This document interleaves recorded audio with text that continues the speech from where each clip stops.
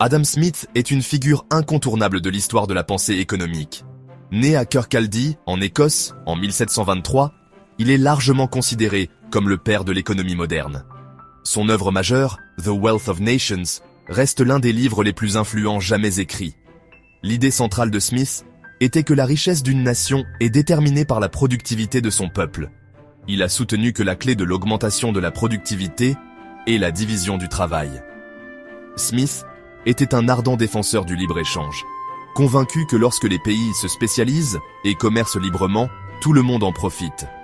Ces idées continuent d'être débattues et discutées par les économistes aujourd'hui.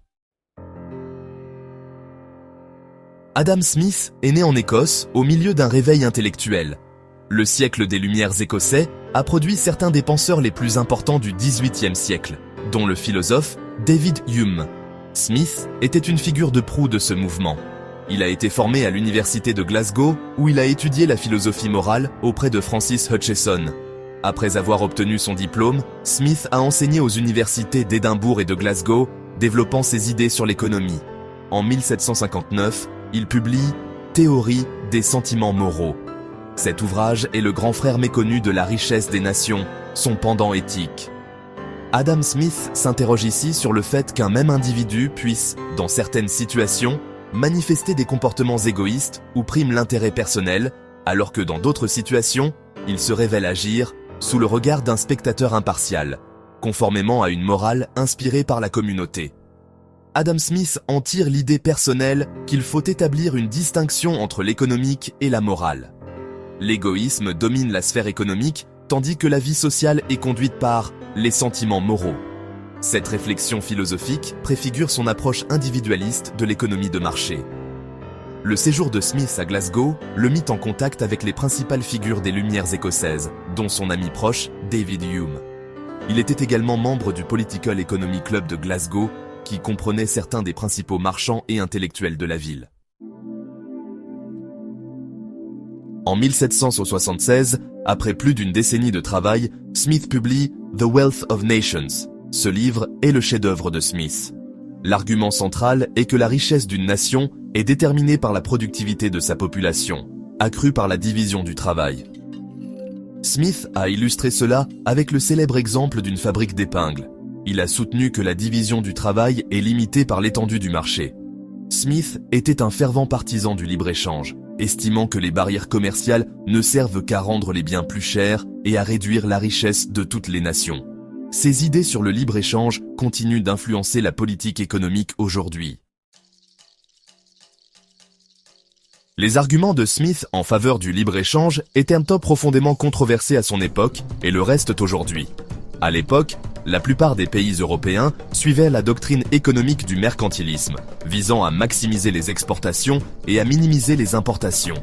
Smith a soutenu que le mercantilisme était erroné et que le libre-échange conduirait à des prix plus bas, à une plus grande efficacité et à un niveau de vie plus élevé pour tous. Ces arguments ont contribué à ouvrir la voie à la libéralisation des échanges au XIXe siècle. Cependant, le libre-échange a toujours été une question controversée. Ses opposants soutiennent qu'il entraîne des pertes d'emplois dans les pays développés et peut nuire à l'environnement.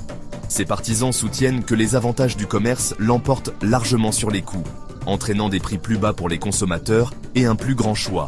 Ils soutiennent également que le libre-échange crée des emplois dans les pays en développement, contribuant ainsi à réduire la pauvreté. De plus, le libre-échange peut contribuer à protéger l'environnement en encourageant les pays à se spécialiser dans les biens et services qu'ils peuvent produire de la manière la plus durable. Le débat sur le libre-échange continue d'être une question centrale de la politique économique. 7e section, pas toujours invisible. Bien que la main invisible soit une pierre angulaire de l'économie de marché, Smith en a reconnu les limites. Il a reconnu qu'il existe des cas où la poursuite de l'intérêt personnel ne s'aligne pas avec le bien commun. Dans de tels cas, l'intervention du gouvernement peut être nécessaire pour corriger les défaillances du marché et promouvoir le bien-être social. Un exemple est la fourniture de biens publics tels que la défense nationale et les parcs publics, que les particuliers ou les entreprises ont peu d'incitation à fournir. Un autre domaine est la présence d'externalités, où les actions d'un agent économique imposent des coûts ou des avantages à d'autres. La pollution est un exemple classique d'externalité négative. où le marché ne tient pas compte du coût social total de la production. Dans de tels cas, Smith a reconnu le rôle potentiel de la réglementation gouvernementale pour internaliser ces coûts. La reconnaissance par Smith de ces limites souligne la nécessité d'une approche équilibrée de la politique économique. Ces idées continuent d'alimenter les débats sur le rôle de l'État dans l'économie. 8e section, l'héritage durable de Smith. L'héritage d'Adam Smith en tant que père de l'économie moderne reste largement incontesté. Son œuvre majeure continue d'être étudiée et débattue par les économistes, les décideurs politiques et les chefs d'entreprise du monde entier. Les idées de Smith sur le fonctionnement de l'économie de marché, les avantages du libre-échange et l'importance d'un gouvernement limité ont profondément façonné la pensée et la politique économique pendant plus de 2 siècles. Son concept de la main invisible est devenu synonyme de la nature autorégulatrice des marchés libres. Les idées de Smith ont fourni le fondement intellectuel de l'essor du capitalisme et de la croissance économique sans précédent qui s'est produite au cours des 2 derniers siècles. L'accent qu'il met sur la division du travail reste très pertinent dans l'économie mondialisée d'aujourd'hui. Son plaidoyer pour l'éducation publique et sa reconnaissance du rôle du gouvernement dans la fourniture de services essentiels soulignent la pertinence continue de ces idées. 9e section. Smith au XXIe siècle. La question de savoir si les idées d'Adam Smith sont toujours valables aujourd'hui est complexe, sujette à des débats et des interprétations constants. Alors que ces principes fondamentaux de libre marché, de gouvernement limité et de liberté individuelle restent influents, le monde a radicalement changé depuis l'époque de Smith.